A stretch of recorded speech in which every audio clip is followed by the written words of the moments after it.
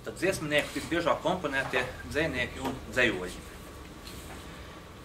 Visā pasaulē sastopam mūziķi, kuri paši sacer dziesmu tekstus un melodijas, un arī paši izpilda savas dziesmas, savu izpildījumu papildinot ar kāda mūzikas instrumentu pavadījumu.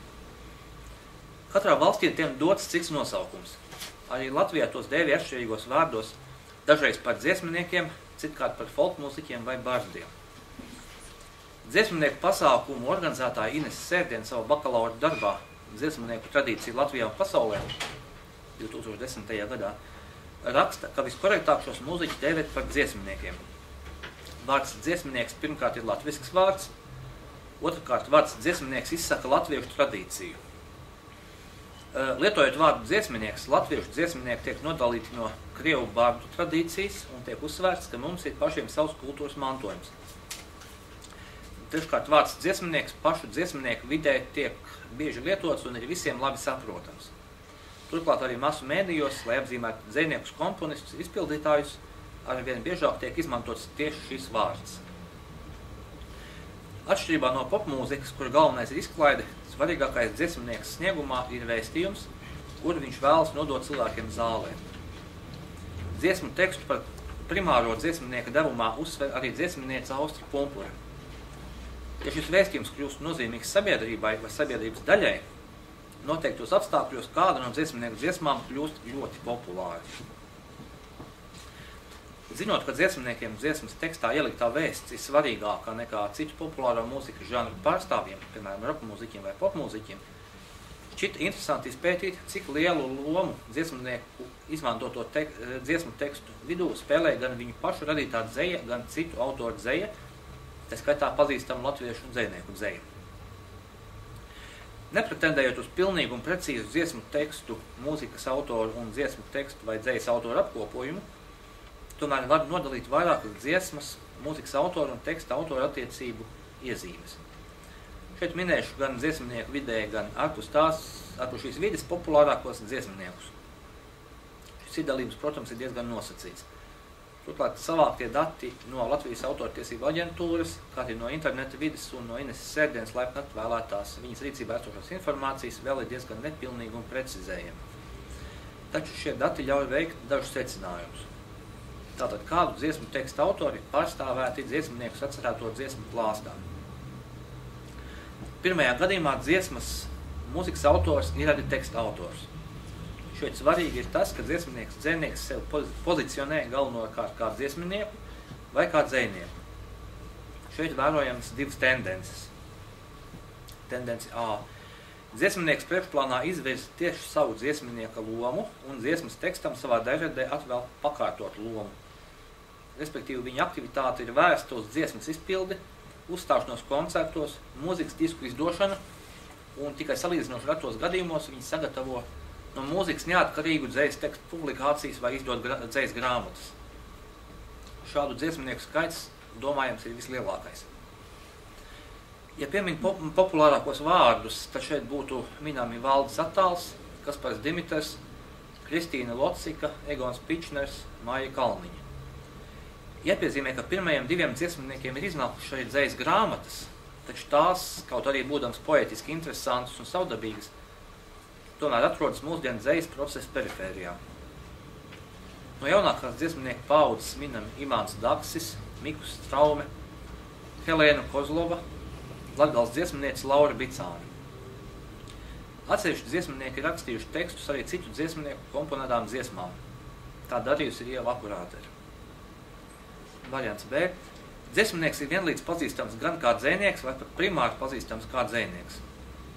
Vispilgtākie piemēri šeit ir 20. gadsimta 80. gadu beigās dzejas pasaules līderis Andris Akmentiņš, kurš paši rakstītos tekstus savām dziesmām nodala no saviem dzejoļiem, kā arī Pēters Draguns, kura dzejas grāmata Tumšā stundā 2012. gads ir saņēmusi Zintaras Soduma balvu. Pētera Draguna gadījumā pat ir grūti pateikt, kur dziesminieku vai dzejnieku loma būtu spilgtāka. Līdz ar šiem autoriem būtu minams dzejnieces dziesminieces Elīna Līce un Zana Daugule. Abām ir iznākušas pa vienai dzejas grāmatai.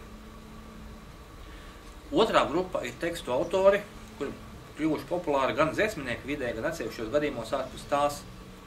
tieši pateicoties sadarbībai ar vienu konkrētu vai vairākiem dziesminiekiem.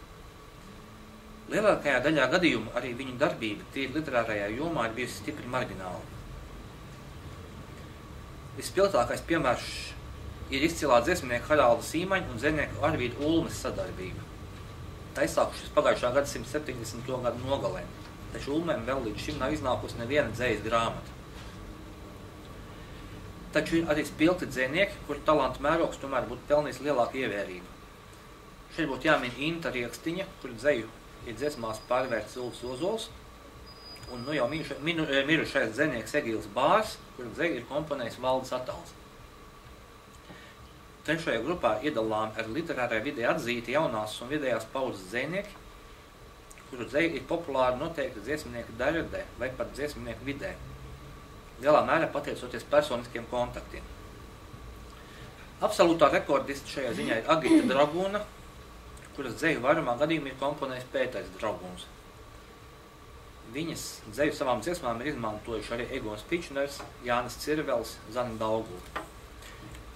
Taču pateicoties dzejnieku personiskajiem kontaktiem, arī ar dziesminieku vidi, arī vairāk Amandas Aizpurietes, Māra Salēja, Ronalda Brieža izmantoti dziesminieku dziesmās.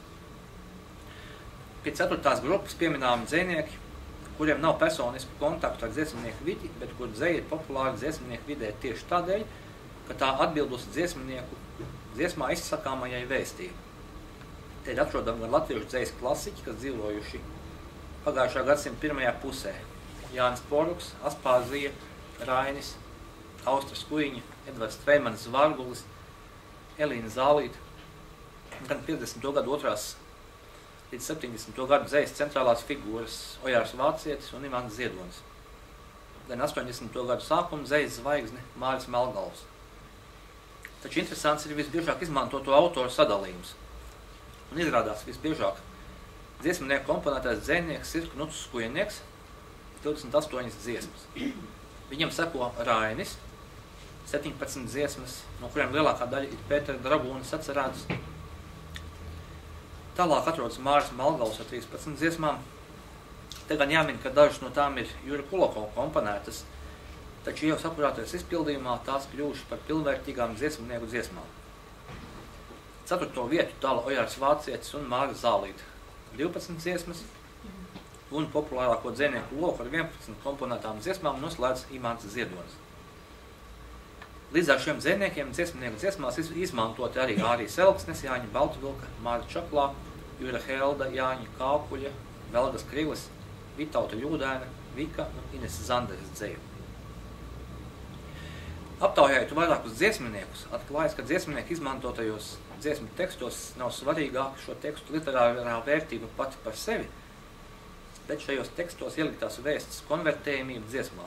Jeb citiem vārdiem, konkrētā dzejoļa spēja izraisīt muzikālo impulsu, ļaut saklausīt dzejolī ielikto melodisko potenciālu. Dziesminieks Dinārs Gulbis min vairākus kritērijus. Pirmais, dzejai ir man emocionāli jāuzrunā. Otrais, man svarīgi, ka dzeja uzrakstīt vienkārši, bet ar dziļumu. Un trešais, man dzejā jāsajūt muzikālu ritmu. Ilze Grunte savā atbildē raksta: galvenais kritērijs laikam ir tas, ka kaut kas mani tajā dzejolī uzrunā, liekas tūs un saprotams un aktuāls. Dažreiz kāda frāze uzreiz ieskanas un vērpjas tālāk melodijā. Citreiz būtiskākais ir tēls. Savukārt Elīnai Līcei būtiski, lai dzejols lasīšanas laikā ieskanas kā dziesma. Tāpat arī Pēters Dragūns min: ja dzejols neliek miera un pamazām kristalizējas muzikā, top dziesma. Interesants ir 2 dziesminieku dzejnieku, Anna Rakmentiņa un Maijas Kalniņas atbildes par dzejas pārtapšanu dziesmā. Abi raksta, ka dziesmas teksts un mūzika top vienlaicīgi. Zīmīgs ir Anna Rakmentiņa vērtējums par mūsdienu dzeju. Mūsdienu gatavā dzeja šķiet citādi lasāms materiāls, kurš nav domāts dziedāšanai, bet drīzāk meditācijai ar teksta enerģētikas uztverei, ko muzikāls pavadījums var tikai sabojāt, vai labākajā gadījumā no daudzām nozīmēm piešķirt mūzikas veidotāju nozīmi. Reti, kad mūsdienās satiekas līdzvērtīgi spēlētāji, biežāk jau teksts ir pārsvarā vai mūzika pārsvarā. Tas varētu būt arī izskaidrojums, kādēļ daļa dziesmnieku izvēlas radīt savām dziesmām tekstu paši. Tātad dziesmniekam vissvarīgāk ir nodibināt ar dzejoli personisku emocionālu kontaktu. Dzejoļa poētiskās sarežģītības pakāpē nav jārada emocionāla barjera. Rezumējot var teikt, dzejas attiekoties ar dziesmu dziesmnieka dēļ izkāpi no šo nodalīto jomu striktajiem vērtēšanas kritērijiem un veiksmes gadījumā rada jaunu daļu grupu, kuru vērtēšanai būtu jāizvēlas, ja ne pilnīgi jauni, tad vismaz papildus kritēriji.